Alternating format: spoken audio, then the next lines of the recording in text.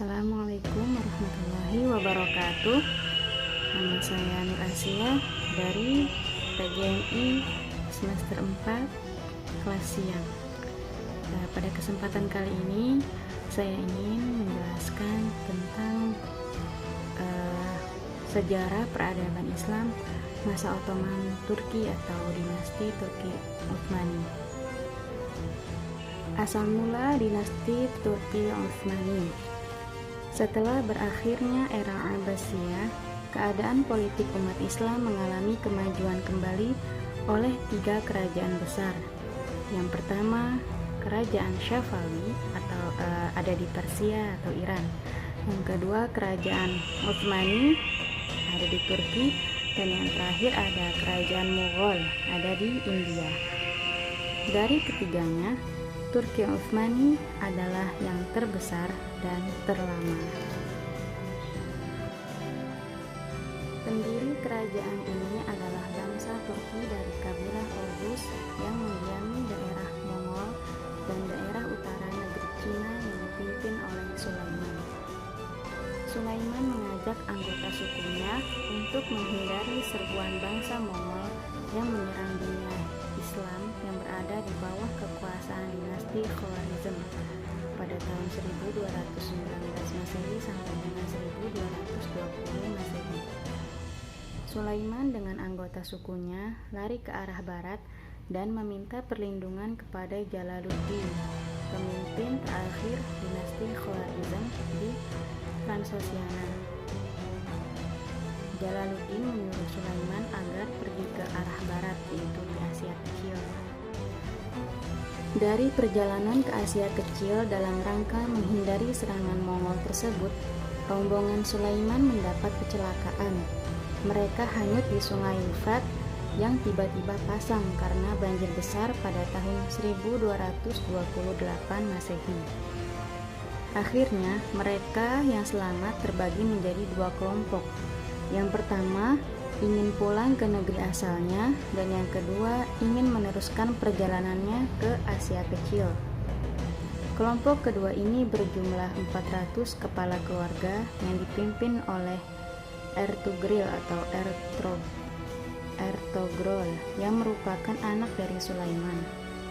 Mereka mengabdikan dirinya kepada Sultan Alauddin II, penguasa Seljuk yang pusat pemerintahannya di Konya, Anatolia, Asia Kecil. Mereka di bawah pimpinan Sultan Alauddin di Konya. Saat Mongol menyerang Sultan Alauddin di Anggara, kini Ankara, Al-Tughrin membantu mengusir Mongol, sehingga berkat jasanya itu Alauddin memberikan daerah Iski-Sohr dan sekitarnya. Al-Tughrin mendirikan ibu kota bernama Sungut. Di sana lahir anak pertama bernama Utsman pada 1258 Masehi. Al-Tughrin meninggal pada 1288 Masehi, dan ia mendeklarasikan dirinya sebagai sultan. Pada tahun 1300 Masehi, bangsa Mongol menyerang kerajaan Seljuk dan Sultan Alauddin terbunuh. Kerajaan Seljuk terpecah dalam beberapa kerajaan kecil. Lalu Utsman menyatakan kemerdekaan dan berkuasa penuh atas daerah yang didudukinya. Sejak itulah kerajaan Utsmani dinyatakan berdiri. Utsman mengumumkan dirinya sebagai Padishah Al-Utsman atau Raja Besar Keluarga Utsman tahun 699 Hijriah atau 1300 Masehi. Khalifah-khalifah yang pernah memimpin dinasti Turki Utsmani. Dalam sekian lama kekuasaannya, sekitar 165 tahun berkuasa, tidak kurang dari 38 sultan yang sejarah kekuasaannya mereka bisa dibagi menjadi 5 periode. Periode pertama tahun 1299 sampai dengan 1400. Pertumbuhan dan perkembangan kekuasaan yang disusul dengan perluasan wilayah hingga menyeberang ke daratan Eropa. Sultan-sultannya adalah sebagai berikut: Utsman I Orhan putra Utsman I, Murad putra Orhan, Bayazid I Yidirin atau putra Murad. Periode kedua. Periode ini ditandai dengan restorasi kerajaan dan pesatnya pertumbuhan sampai ekspansi wilayah yang terbesar. Sultan-sultannya adalah Muhammad I, putra Bayazid I, Murad II, putra Muhammad I, Muhammad II, putra Murad I, Bayazid II, putra Muhammad I, Sabir I, putra Bayazid I, Sulaiman I, Konani putra Salim I. Periode ketiga. Periode ini ditandai dengan kemampuan Utsmani untuk mempertahankan wilayahnya sampai lepasnya Hungaria. Namun kemunduran segera terjadi. Sultan-sultan yang berkuasa pada periode ini yaitu Salim II, putra Sulaiman I, Murad II, putra Salim I, Muhammad III, putra Murad III, Ahmad I, putra Muhammad III, Mustafa I, Utsman II, Mustafa I, Murad IV, Ibrahim I, Muhammad IV, Sulaiman III, Ahmad II, Mustafa II. Periode keempat.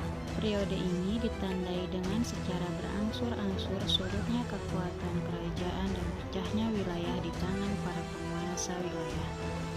Sultan-sultannya adalah sebagai berikut: Ahmad III, Mahmud I, Utsman III, Mustafa III, Abdul Hamid, Salim III, Mustafa IV, Mahmud II. Periode kelima. Periode ini ditandai dengan kebangkitan kultural dan administratif dari negara di bawah pengaruh ide-ide barat. Terjadi modernisasi. Sultan-sultannya adalah Abdul Majid I, Abdul Aziz, Murad V, Abdul Hamid II, Muhammad V, Muhammad IV, Abdul Majid II, sampai kemudian jatuh pada 1924. Berdirilah Republik Islam Turki.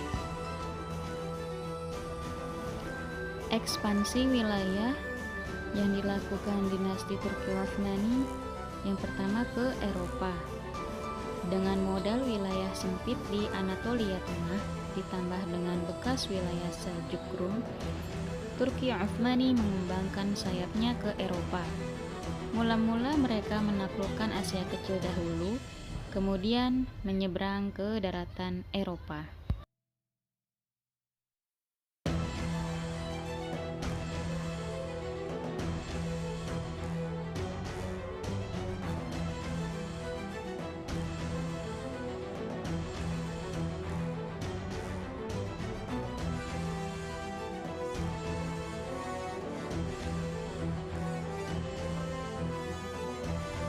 Murad I sebagai pengganti Orhan dapat menaklukkan Adrianople yang diganti namanya dengan Edirne pada tahun 1361. Kota itu dijadikan ibu kota Utsmani setelah dipindahkan dari Bursa. Murad I menaklukkan Macedonia antara tahun 1371 sampai 1387. Bayezid ia berhasil menundukkan wilayah Turleman di Anatolia Barat dan sisa-sisa wilayah Anatolia lainnya.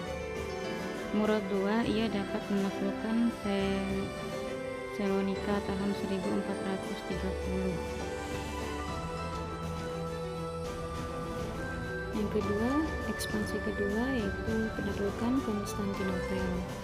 Penaklukan Konstantinopel sangat penting. Hal ini dikarenakan penaklukan kota Konstantinopel selain atas dasar hadis Nabi, penaklukan ini juga bermotif politik dan agamis, karena di sanalah tempat yang strategis untuk penyebaran Islam selanjutnya. Usaha pertama dibuat di zaman Sultan Yidirim Bayazid saat dia mengepung bandar itu tahun 796 Hijriah atau 1393 Masehi. Peluang yang ada telah digunakan oleh Sultan Bayazid untuk memaksa Kaisar Bizantium menyerahkan Konstantinopel secara aman kepada umat Islam. Akan tetapi usahanya menemui kegagalan karena datangnya bantuan dari Eropa dan serbuan bangsa Mongol di bawah pimpinan Timurleng.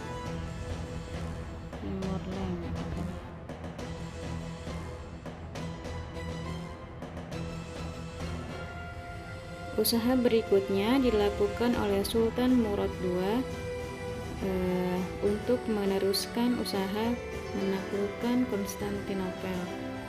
Beberapa usaha berhasil dibuat untuk mengepung kota itu, tetapi dalam masa yang sama terjadi pengkhianatan di pihak umat Islam. Kaisar Bizantium menebar benih fitnah dan mengucar-kacirkan barisan tentara Islam. Usaha Sultan Murad II tidak berhasil sampai pada zaman anak beliau, Sultan Muhammad Al-Fatih. Namun dalam penyerangan yang dilakukan oleh Sultan Al-Fatih tentu tidak akan mudah. Hal ini terlihat dari kota Konstantinopel dengan benteng lebih dari 10 meter. Di sini di sisi luar benteng pun dilindungi oleh parit 7 meter. Dari sebelah barat pasukan artileri harus membobol benteng 2 lapis. Dari arah selatan Laut Marmara, pasukan laut Turki harus berhadapan dengan pelaut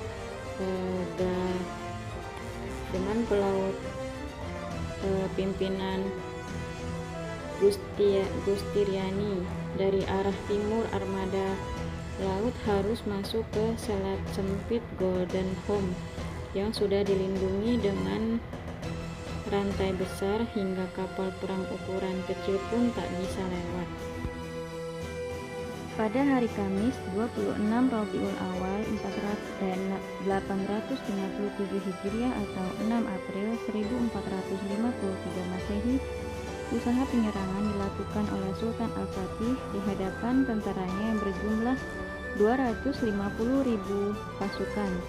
Sultan Al-Fatih lebih dahulu berkhutbah mengingatkan tentang kelebihan jihad, kepentingan memuliakan niat, dan harapan kemenangan di hadapan Allah Subhanahu wa Ta'ala. Ini semua memberikan semangat yang tinggi pada bala tentara, dan lantas mereka menyambutnya dengan zikir, pujian, dan doa kepada Allah Subhanahu wa Ta'ala. Masa kejayaan dinasti Turki Utsmani. Yang pertama di bidang kemiliteran. Orhan, pemimpin Turki Utsmani yang pertama kali mengorganisasi kekuatan militer dengan baik serta taktik dan strategi tempur yang teratur. Pada periode ini tentara Islam pertama kali masuk ke Eropa. Orhan berhasil mereformasi dan membentuk 3 pasukan utama tentara, yaitu pertama tentara Sipahi, tentara reguler yang mendapatkan gaji tiap bulannya. Yang kedua tentara Hazab, tentara irreguler yang digaji pada saat mendapatkan harta rampasan perang, mal al-ghanimah. Yang ketiga tentara Janissary atau Irkishariah, tentara yang direkrut pada saat berumur 12 tahun. Kebanyakan adalah anak-anak Kristen yang dibimbing Islam dengan disiplin yang kuat. Yang kedua, masa kejayaan di bidang perekonomian tercatat beberapa kota yang maju dalam bidang industri pada waktu itu, diantaranya Anatoli.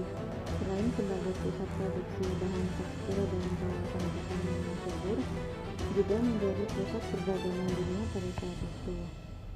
Bidang ilmu pengetahuan.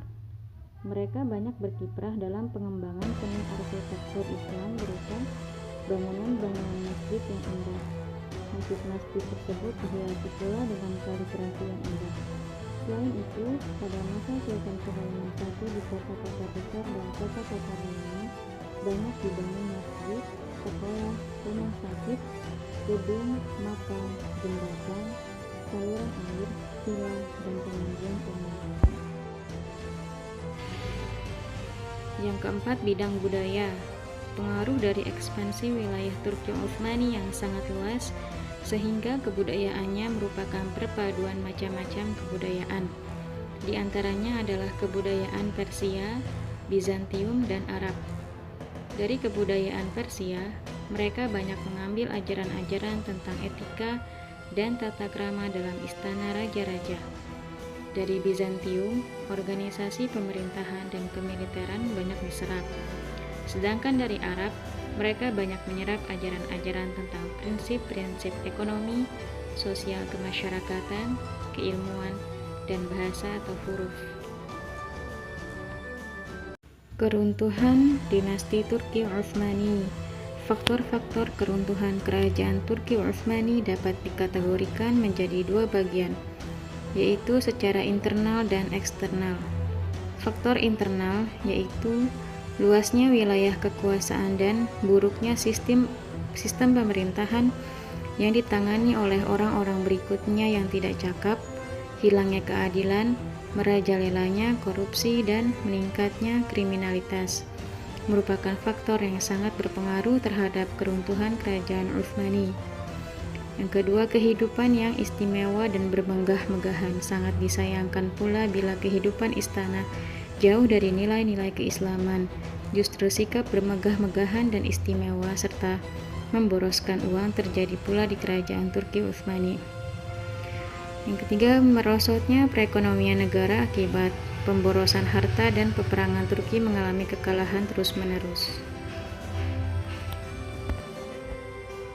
Faktor eksternal yaitu timbulnya gerakan nasionalisme. Bangsa-bangsa yang tunduk pada kerajaan Turki berkuasa mulai menyadari kelemahan dinasti tersebut. Maka walaupun kerajaan Utsmani memperlakukan mereka sebaik mungkin, namun dalam benak mereka tetap saja bilang Utsmani adalah penjajah yang datang menyerbu dan menguasai wilayah mereka. Yang kedua, terjadinya kemajuan teknologi barat, khususnya dalam bidang persenjataan, di mana sistem kemiliteran bangsa barat selangkah lebih maju dibandingkan dengan kerajaan Turki Utsmani. Yang ketiga, pengaruh kehidupan barat yang masuk ke istana. Penyimpangan orientasi mereka ini membuat terlena dengan keluasan wilayah sehingga membuat mereka meninggalkan perkembangan pendidikan mereka. Sekian pemaparan dari saya. Mohon maaf apabila ada kesalahan. Terima kasih. Assalamualaikum warahmatullahi wabarakatuh.